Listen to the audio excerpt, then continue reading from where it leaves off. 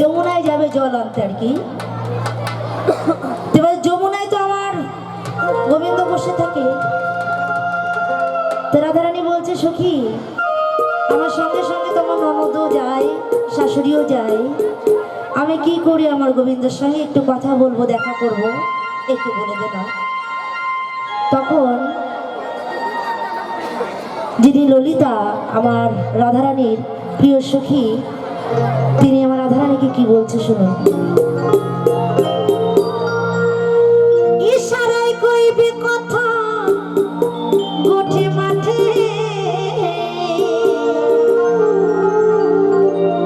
ইশারায় কইবে কথা গোঠে মাঠে,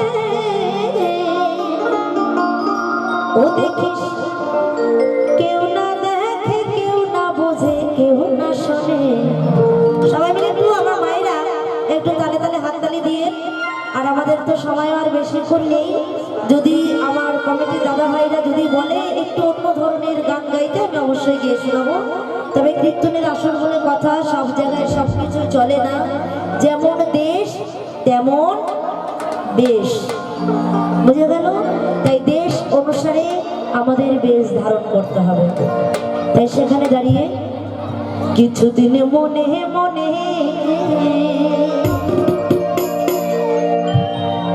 কিছুদিন মনে মনে ঘরের মনে শ্যামের বিরীতি রাখ গোপনে, কিছুদিন মনে মনে কিছুদিন মনে মনে ইশারায় কইবে কথা গোঠে মাঠে,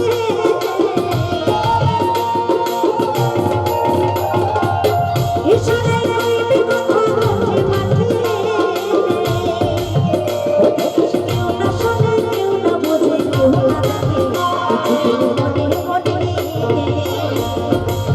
কিছুদিন মনে মনে